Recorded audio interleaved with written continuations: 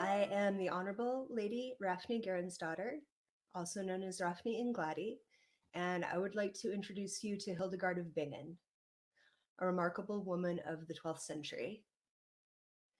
She came to be known as the Sibyl of the Rhine for her visions, but she was also known for her writing, her work as a gifted herbalist, her musical compositions, her poems, her letters, her correspondence with various historical figures of the day, and for her supervision of the women scribes who created the illuminations that accompanied her manuscripts. She was a Renaissance woman in the highest sense of the word, centuries before the Renaissance. She did so much it would be impossible to cover even a small part of it in such a short time. But I hope that whether your interest is in history, music, art, herbalism, health, or theology, you'll find something to interest you to research further. Born around 1098, the 10th child in a family of lower nobility, Hildegard experienced both illness and visions from a young age. Her sickliness and position as youngest child of a large family made it all but inevitable that her parents would dedicate her to the church. They offered her as an oblate to the nearby Benedictine monastery. An oblate is a layperson, a non-ordained member of the church who belongs to a religious order and lives according to its rules, but hasn't yet taken orders or vows. As an oblate, Hildegard was supervised by an older woman, Jutta, who led the community of women attached to the monastery. When Jutta died, they elected Hildegard as her successor. It took some doing, but she was eventually allowed to found an independent monastery for her community of women. She traveled widely, had numerous correspondences with popes such as Eugene III and Anastasius IV, statesmen, even the German Emperor Frederick Barbarossa. After her death, she was beatified and eventually canonized, being one of the first saints to undergo that process. In 2012, she was named as Doctor of the Church. I'm going to discuss primarily her visions and her theological writing and her writings on health and natural science. Let's start with the visions. When Hildegard first experienced visions at the age of 3 and understood them as coming from God by the age of 5, she kept them private for many years, describing them only to her mentor, Jutta. However, when she was in her early 40s, she received a vision in which God directed her to share her visions, quote, to write down what you see and hear. When she initially struggled with this direction, she became ill. And her illness was only resolved when she gave in to the vision and started writing them down and talking about them with more people than her mentor or her secretary. In her first theological manuscript, Civius, Know the Ways, Hildegard talked about her resistance and surrender to sharing her visions. And I apologize because I don't speak Latin, so I'm probably murdering some of the Latin pronunciations I'm going to attempt here today. This is Hildegard talking. But I, though I saw and heard these things, refused to write for a long time through doubt and bad opinion and the diversity of human words, not with stubbornness, but in the exercise of humility, until, laid low by the scourge of God, I fell upon a bed of sickness. Then, compelled at last by many illnesses and by the witness of a certain noble maiden of good conduct and of that man whom I had secretly sought and found, as mentioned above, I set my hand to the writing.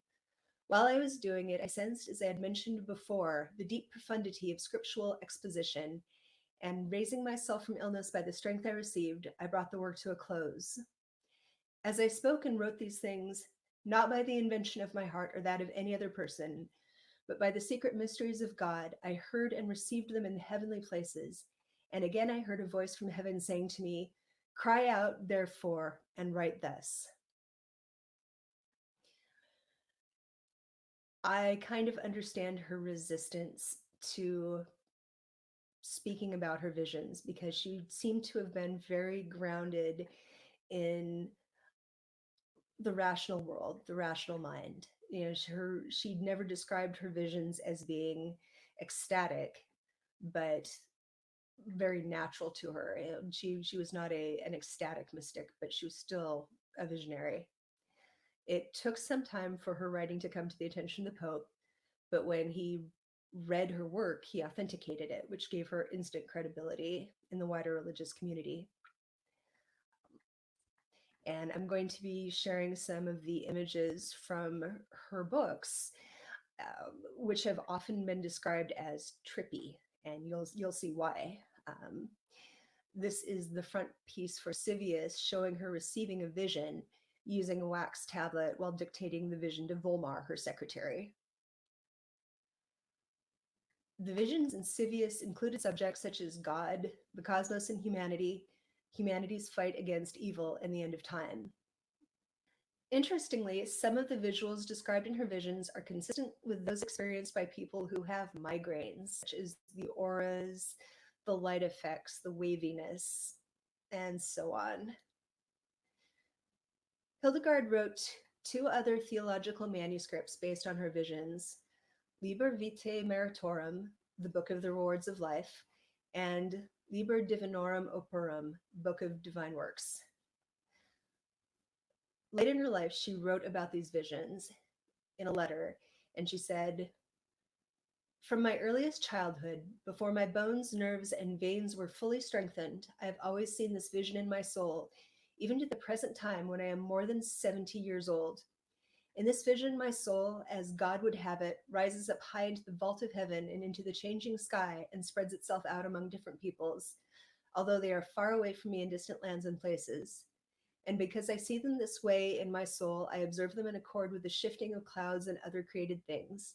I do not hear them with my outward ears, nor do I perceive them by the thoughts of my own heart, or by any combination of my 5 senses, but my soul alone, while my outward eyes are open. So I have never fallen prey to ecstasy in the visions, but I see them wide awake, day and night." As part of her liturgical and theological writing, she also wrote multiple musical pieces, prayers, and poems. That's a fairly good introduction to her spiritual side, but she also had she had a more earthly side in which she learned and studied health and healing and natural science.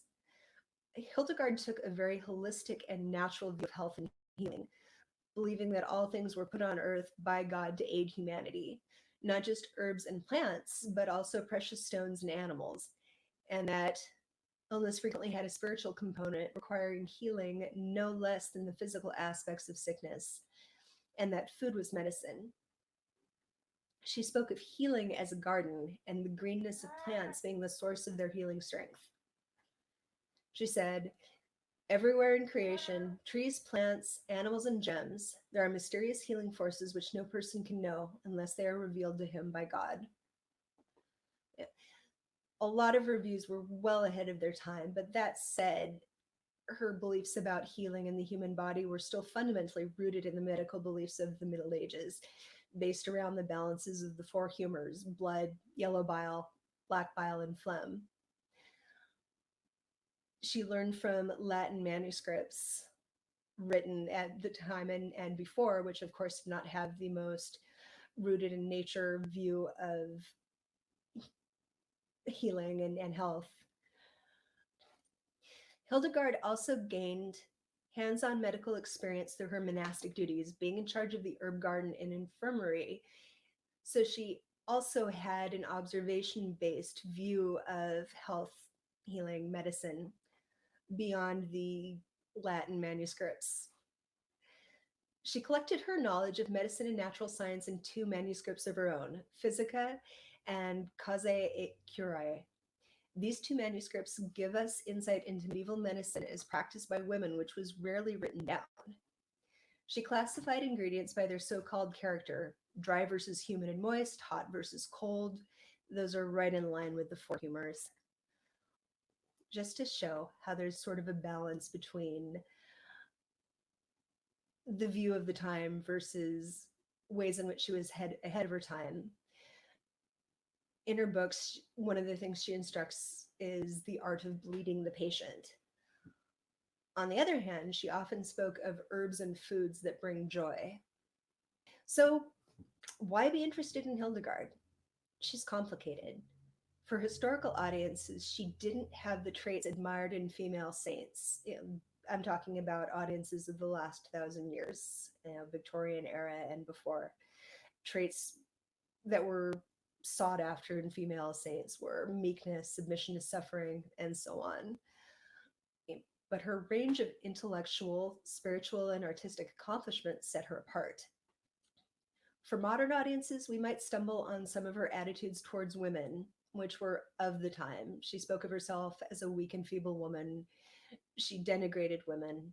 She may have felt it necessary to downplay her role as a woman because she was extraordinary in so many ways, very intellectual, a leader, corresponding freely with powerful men. Or she may have sincerely believed what she said about women. That's challenging for us as a modern audience. She was also strongly against mixing the social classes. She wouldn't take women from poor backgrounds into her community of religious women.